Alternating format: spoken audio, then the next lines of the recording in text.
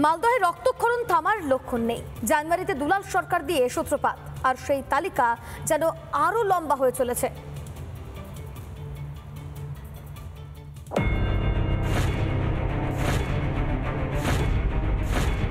দু 2025 সালের শুরু থেকেই মালদহে খুন খারাপি লেগেই আছে। কাউন্সিলর দুলাল সরকার খুন থেকে যেই সিরিজে শুরু হয়েছিল তার শেষ আর হচ্ছে না। বছর শেষের মুখে এসেও পরপর দুদিনে দুটি খুন।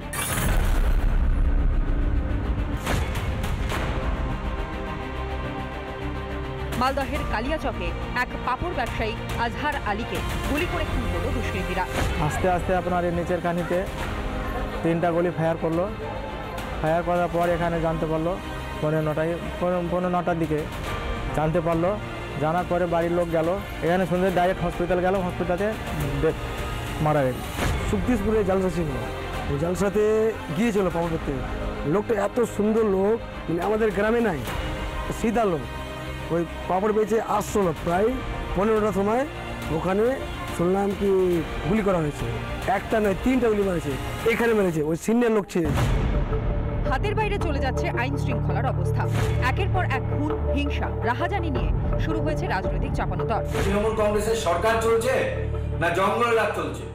এই জঙ্গল রাজ কায়েম করতে গিয়ে মমতা বন্দ্যোপাধ্যায় হাজার হাজার মানুষকে শহীদ করছে। এরা ব্যর্থ পুলিশ প্রশাসন। মালদা জেলা সহ সারা পশ্চিমবঙ্গে পুলিশ নিরপেক্ষভাবে কাজ করে।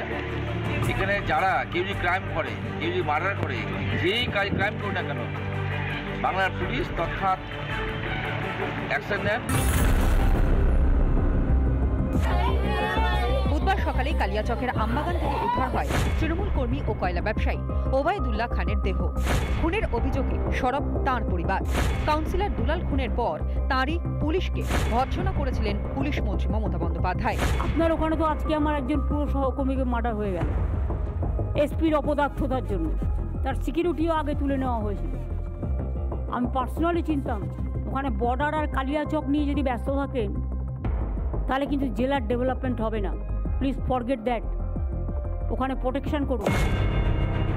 তাঁর ধমকের পরও তাঁর দপ্তরের কোনো উন্নতি নেই। একের পর এক ঘটনা আইন শৃঙ্খলার অবনতিকে স্পষ্ট করছে। পুলিশ দপ্তরের রাশ হাত থেকে বেরিয়ে গিয়েছে পুলিশ মন্ত্রী মমতা বন্দ্যোপাধ্যায়। মমতার অধীন সকল দপ্তরই ঘুঘুর বাসায় পরিণত হয়েছে। রিপাবলিক বাংলা। নানা ধরনের কন্টেন্ট দেখার জন্য লাইক করুন, শেয়ার করুন আমাদের ফেসবুক পেজ, সাবস্ক্রাইব করুন আমাদের ইউটিউব চ্যানেল। পাশাপাশি অন্যান্য ব্রেকিং নিউজের জন্য অবশ্যই চোখ রাখুন রিপাবলিক বাংলায়।